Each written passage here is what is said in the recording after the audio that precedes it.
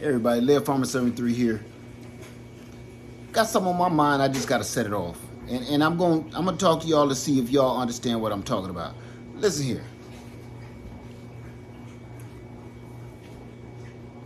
Us folks, we can be so doggone frugal that we could penny pinch our way into some stuff, or you can penny pinch your way out of some stuff. I know you probably like, what are you talking about? I'm talking about there's nothing wrong with being frugal, but it's a thin line between being frugal and being foolish. It's a thin line. You know, I got people telling me about all of the things that they wish they had, right? And they're out looking for land, and they're out looking for houses and to you know, better themselves or upgrade themselves or what have you. But they'll miss out on a wonderful opportunity by trying to save $200 or trying to save $2,000. You're trying to buy a house. They got this house set at a certain price, or this land set at a certain price. You will miss out on the land just so, listen for what I'm saying, just for the sake of saying, being able to come back to your camp, to your family, your friends, and say, I got them, I beat them, I got a good deal on it, boy. They didn't know what happened to them. We're looking for bragging rights. You will talk your own self out of a good deal or a great blessing, trying to be so frugal that you foolish, and talk yourself right out of a dream. Every freaking time. And I'm going to put it to you like this. I ain't going to make this video long, I don't think. You can mess around, and sometimes you can be so frugal that you ruin everything. You ruin it all, right? Family, I'm here to tell you, is nothing wrong with breaking even. Sometimes for that doggone hard-hitting dream that you've been trying to accomplish, you're not going to make money on the deal. Whether it comes at selling your house or even purchasing a house. I'm going to tell you this. Now, and this is something that seems to slip people's mind. I'm just going to talk in general. Say you buying a house, and you trying to talk somebody down on the price, which is fairly normal. Now, you know this is one of the houses of your dream. It got everything you want, right? Everything. You still trying to talk them down, get $2 more, $3 more till the person like, look, I don't even want to deal with you no more. Sometimes you got to be smart enough to know, I'm not even going to try to talk these people down. This got everything I've ever wanted. For instance, me and Lady Led almost messed this house up. That's a whole nother video, a whole nother story, because our agent at the time tried to super lowball. They was crooked. That's a whole nother ball game. But what really happened with our land this time, they offered it at this now wonderful price. It wasn't wonderful to me, you know, because I'm like, that's gonna take up all my savings. That's gonna take up everything I got, you know. But I knew what I had. When we walked the land, when we was walking the land, I seen all of the discrepancies. I seen all of the work that we had to do. I saw all of the stuff that I am not going to be able to accomplish in the first year. I see that. It's a lot of things that need to be removed. It's a lot of junk. Y'all been watching me on my journey, constantly removing junk off the land. I got junk all over these acres of land that I got to remove, right? Just old, I don't even know why they did it, old lawnmowers and stuff. But get this, you know how I ended up with that land? We ended up with that land because so many people came through and was like, oh no, lowball offer. And they kept saying, well, all this junk and all this, and we talked to the landowners, and that's what they were saying. People was not willing to put that work into the land to remove the junk, remove all the mess. We was the first ones to be like, we'll take it. Not gonna lowball you. I'm gonna give you everything you offer. And to be honest with you, family, I was ready to lose money. I was really thinking we was gonna come into the situation with a bidding war for all this land for this price. I know it was gonna hurt my pocket, but I know how much land is. You gotta know not just your worth, you also gotta know the worth of what you're trying to purchase or what you're trying to sell. For instance, when you're trying to sell a house, you need to come up out of your feelings about what you've accomplished in your house, the children that you raised in your house, the love that was shared in your house, the people that have passed away in your house, your wife, your husband has moved on, passed on, your children have grown up and they got their little markers on the wall from when they was only 3 years old to college, scratched in the paint on the wall in their bedroom. Get over that. If you're trying to sell the house, let that go. Because what I've seen and I've witnessed is people are trying to sell their emotions and trying to sell their feelings to the next homeowners, which you cannot do that, because the next homeowners, the first thing they're going to do is erase all of those little lines from you and Jimmy. Little Jimmy grew up and went to college, now you're a doctor. You know what? Just take the money, use some money, and replace the whole door jamb. And take, if that's so important to you, take that door jamb, go frame it, take it to your new place of residence.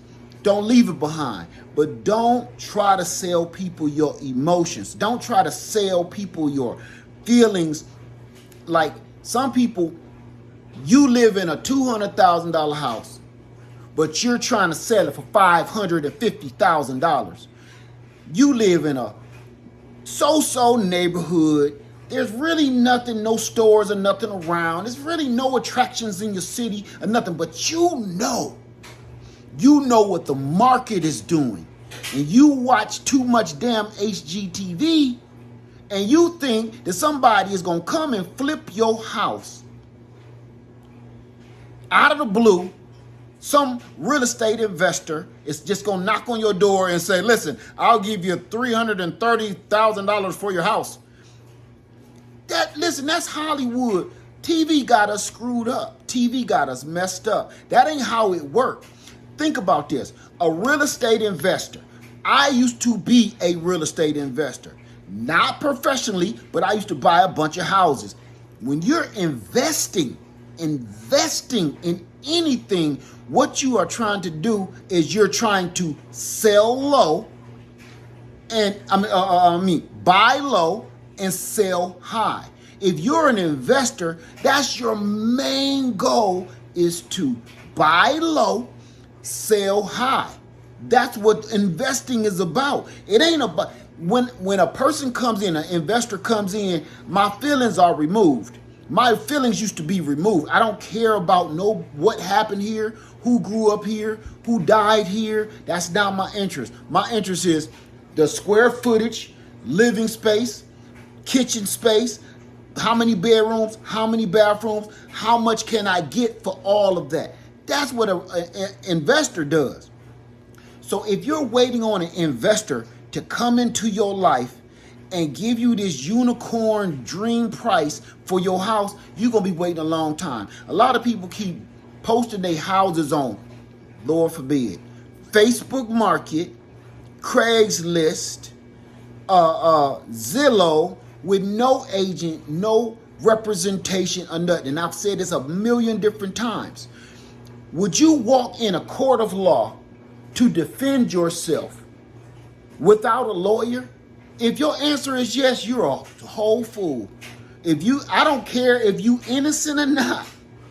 If you walk in a court system and try to defend yourself, even if you don't want a public defender. I'd rather have a public defender than walk in there by myself thinking I don't care if it's a traffic ticket. I'm not about to stand in front of no judge in this system and try to defend myself about nothing, because I don't know all of those little jargony words and legal words and mumbo jumbo, those little loopholes and tricks that they do. I don't know that. These people went to law school for a long time to learn those tricks. I don't know that. So I'm not going into court when my back is up against the wall trying to defend my innocence.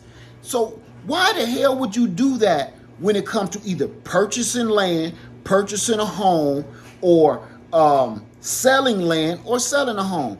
Everybody, the reason why your house is still on the market or your land is still on the market, you can't sell it for what you're asking because you don't know what you're doing.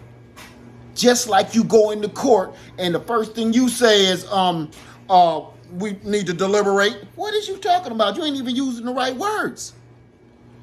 That don't even make no sense. Adjourned, meeting adjourned. What, Mr. Ladd, what are you talking about? Ain't the meeting adjourned? I'm using the wrong words for the wrong stuff. I don't know what's going on. So why would you sit down with home, somebody selling, you're supposed to be purchasing their land or purchasing their home, and you don't know what you're talking about. You haven't done none of the legal paperwork, none of the legal research that needs to be done to find that, to figure out whether that land, and I told people this before. I told them this before. My land was actually the reason why it's cleared because somebody cleared that land before we got it. Because somebody tricked somebody into buying it. This guy bought that land. And he didn't know. He basically could have went into Walmart and talked to any cashier and said, can I buy that land? They said, yeah, I don't care. He bought it and got scammed out of all his money. Just to find out when he made his last payment and was going to get his deed, the dude, did he skip town? Ain't no such thing. What do you mean? What deed? What land? So he finally look and find the actual true owners. They like, you can't live there. That's not yours. That's ours. What are you talking about?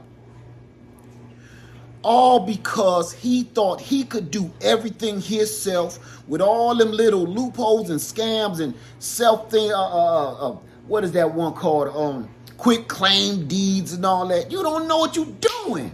That man lost thousands and thousands of dollars. Imagine, if you don't know, do you know how much it costs to clear 2 acres of land? That's a raw forest. It's a raw forest. There has never been nobody else living here in these times. So it's all just raw land. He cleared it to make my land look like it do now. He done that. All of that. Do you know how much that costs? All of that work he did, all for nothing. Thousands and thousands and thousands of dollars on top of the money he got ganked for. From the money he bought the land, or so-called bought the land for. Family, we will nickel and dime ourselves to death. You can nickel and dime yourself into a good deal, and you got to remember you can also nickel and dime your way right out of a good blessing. I've been seeing this all week. I ain't going to talk about that situation, but I've been watching this unfold like, man, what's wrong with people? We trying to be so frugal, but we're not being frugal trying to save ourselves some money. We're trying to be frugal and miss out on a great opportunity for bragging rights. When I say for bragging rights, I'm talking about we are literally, you saving $2,000 on a $300,000 property is stupid. Why would you want, why? I don't care if I broke even. I don't care if okay, I ain't got all the money, so I am going to have to finance that $2,000 out of the $350,000. I got $350, but they want $352. Give it to them, man. For what you want, sometimes you have to sacrifice, and sometimes you have to just break even. It ain't gonna always be that you got them in the pocket. That story ain't gonna always be able to be told. All you want to do is go back to your friends and say, I got this for a steal. That's cool to go back and say that to your friends and family that you got it for a steal, you got a little or nothing, but you think they don't care? That's your life. That's your dream. They do not care. They like, oh, that's good, man. That's good. Yeah, you hit them, you hit them. But they don't got to live there, so they don't really truly care. So for me, when it comes to something I really want, and it comes to something I really even sometimes want to get rid of, sometimes I get hit in the pocket. If I want to sell something, you got to take this into account too. If you own something, say a car, and you're trying to sell it, you got two situations that usually happen. One, you're trying to sell your emotions. You're trying to sell your whole setup, all the music and stuff you put in your car, and all the decorations and designs and the paint job you did to your car. You're trying to sell your car, your emotions, your style to somebody else. Where this other person, all they see is a Chevy. They don't see what you've done. They don't care. They don't even care. Look, you can keep your wheels. You can keep that music. And as soon as I get it, I'm going to paint it back its original color. I'm not interested in that. I'm not interested in you just put $20,000-$30,000 worth of stuff on this car. I'm not interested in that. I just want the car. But we trying to sell it for our emotions, right?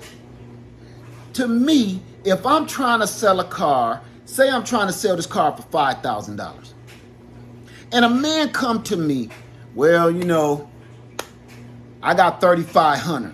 I'm like, it almost sounds like he lowballing me, right? But this is what you gotta take into account. The reason you selling the car, you trying to get away from it. You trying to get the car sold. Some people like, I'm trying to sell the car so I can get this other car. Well, you got to take the first step first. Me, it almost sounds like he lowballing. I'm going to try to meet him in the middle somewhere. And if he's still kind of lightweight lowballing me, this is what I usually take into account. I've had this car for 10 years. I've got $2,500 out of it. So the money that I'm trying to, the money that he lowballing me with, I used that much of the car already. I don't want the car no more. For some odd reason, I'm selling it. You got to talk to yourself like that. You got to say, look, I got to let it go. I need to get this out of my driveway or off the street. I'm going to take a hit. I'm going to take a loss. Sometimes, family, taking that hit in the pocket or taking that loss or even sometimes getting lightweight lowball is a blessing in disguise. Years ago when I lived in Toledo, Ohio, I never forget this. I had a Ford, a Ford Explorer, two-door Ford Explorer sport track. That's what it was. Red, beautiful truck. I was on my last payment. Lord is my witness if this story is true. I know it's gonna sound horrible to all of y'all, but you would have had to been there. Now, that was a time in my life I was going through some stuff, and I had to figure stuff out financially. Well, you know what I did with that truck? I had one payment left. I bought it from a buy here, pay here lot. And I had been paying on that thing for years. I had one payment left. Lord is my witness, I had one payment left. I knew the situation that I was in. If I keep this truck, remember, it was a buy here, pay here lot, so it ain't gonna hurt my credit one way or the other. If I keep this truck, as many problems and trouble as it keep giving me, the power steering went out. Y'all know them Ford Explorers was super rusty. And remember, I live in the north where salt is put on the ground 9 months out of the year. So all our cars are super rusty. It's like Flintstone cars. You can see the road through half the floorboard. So I got this rusty truck. Beautiful on the outside, but the inside was crumbling like saltine crackers. I drove that truck. I put my bicycle on the back and I drove that truck to the car lot I bought it from and gave it back. The dude said, what are you doing? You got one payment left. And I'm like, man, I don't want this car. I don't want it. Sound crazy, don't it? He said, no, what's wrong with it? What's wrong? I said, ain't nothing wrong with it, man. Little power steering. We already knew something was going on with that. I ain't worried about that. I don't want the car. I literally gave the man the car back. He thought I was on drugs. He thought I had lost my mind. He said, you only got one payment. Look, we can work something out where you ain't got to. I said, it ain't the money. I have money in my pocket. It ain't the money, man.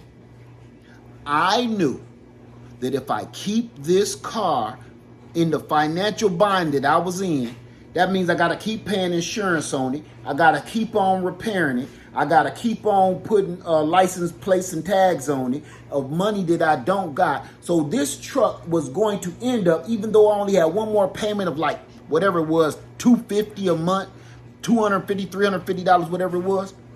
One last payment, right? If I would have paid that man that one last payment, I would have been stuck with all them problems.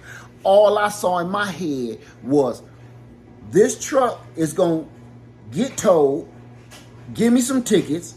All I saw myself was in the courthouse, defending myself. I saw problems. Everybody in my whole family thought I had lost my mind. My best friend thought I was crazy. I gave that car back to that man. And he thought he even called me later to find out was I okay. He said, it's just sitting on the lot waiting on you. I don't want it. My best friend thought I had lost my mind when I rode over his house on my doggone bicycle. And he said, dude, what you doing on the bike? Because my best friend lived about 30 miles away from where I lived at. What you doing on a bike? I told him the story I just told you. I promise you, I saw that car before I moved to South Carolina on the side of the road, broke down. Because I guess they must have resold it. My whole point of this is sometimes you got to take a loss. Giving away a whole truck, you can't sell it in the north. It's rusty as a doggone baby toenail. You can't sell it to nobody for nothing. All I saw in my mind, I did not see this truck helping me out at all. And listen, at the time, I didn't have another vehicle. Nothing. I was riding the hell out of that bicycle. All I could see in my mind was trouble, harassment from the police, tickets, impound lot fees, and all of that. That's all I saw in my mind. I didn't see nothing good coming out of it. So I sacrificed the whole truck, got rid of that sucker, and I never had another problem. I could park that bicycle anywhere in Toledo, Ohio I wanted. My only problem was, will it get stolen or not? It depends on if I got a good enough chain. That's the only problem. So I told y'all that story to tell you sometimes you got to take a loss to reach success. Don't be so frugal that you're foolish. It's a thin line between being frugal and foolish. They even start with the same letter. It's a thin line between being frugal and being foolish. Look, when it comes to your dreams, when it comes to your accomplishments, when it comes to your goals, man, go hard. If this is your real goal, and you're not living somebody else's dream, you're not living somebody else's goal or what somebody else think you should be doing. If this is really for you, go for it. Do what you got to do to accomplish what you have to accomplish. You may come out, little hit in the pocket. But I promise you, it's going to smell greater later. I had to say that because I got a whole bunch. I ain't even going to get into the. I'll talk about that in another video. Well, people keep trying to be so penny-pinchingly frugal that they're screwing over their own dreams and hopes and wishes and goals. By trying to save $200 here, $2,000 there. If you got cash money and you ready to pay $300,000 on some property or a house, what the hell is you trying to negotiate $2,000 for? What on God's green earth are you trying to negotiate? Man, look, I got to keep about $1,500 of that. For what? You're going to waste that money on food. You're going to waste that money that you're trying to save yourself on clothes, on fast food, on unnecessary spending and shopping. Man, look, this is your goal. These are your dreams. Man, go get your dream. Go buy your dreams. Go do what you got to do. Stop penny pinching yourself out of a life. Stop penny pinching yourself out of dreams. And I know people is living paycheck to paycheck. That's not the people I'm talking to. I'm talking to some of these folks. They're already on the road with their goals and they're just screwing it up because they like, oh, I ain't gonna give him that whole $35,000. I ain't gonna give him that whole $35,000. No. I give him 34.5. And then you know what? Somebody else come behind you and buy that land. And then you be feeling stupid. We do that in the stores every day, don't we? Every day we do that in the store. You will go see something that you really, really, really, really want. Really, really know you've been looking for forever. And guess what you will do? You will leave that store and it'll be on your mind for days. You go back to that store like, man, can you break, you in that store, man, can you break it down another, can you save me $100 on it? Dude, like, man, I can't do it. Can't do it, man. Everybody want this one right here. Oh, man, I'll have to come back and check on it. You won't stop thinking about it to the point you go back a week later, a few days later, it's gone. And guess what? You'll never stop thinking about it. Not you won't stop thinking about the item because you know you'll end up finding another item. You won't stop thinking about how dumb you were because you were trying to be so frugal that you was foolish in something that you really needed in your life. That's it. Laird Farmer 73.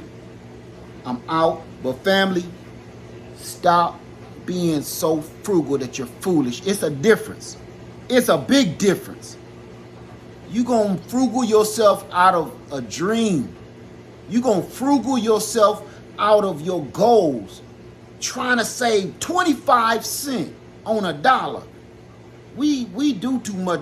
We'll try to save money on real lifetime goals. We'll try to save on oh man, I ain't gonna pay that, man. Look, can you knock about 200 off of it? We'll do that. But when it comes to going out and buy some liquor, going out and buy some clothes, going out and buy some shoes, going out and buy a car that we really can't afford or never will pay off, we don't even ask questions. We don't even ask questions. Long as that t-shirt got that name brand across it or them shoes got that symbol on them, we don't even care. We don't ask questions. We don't try to be frugal with stuff that's not going to pay you back.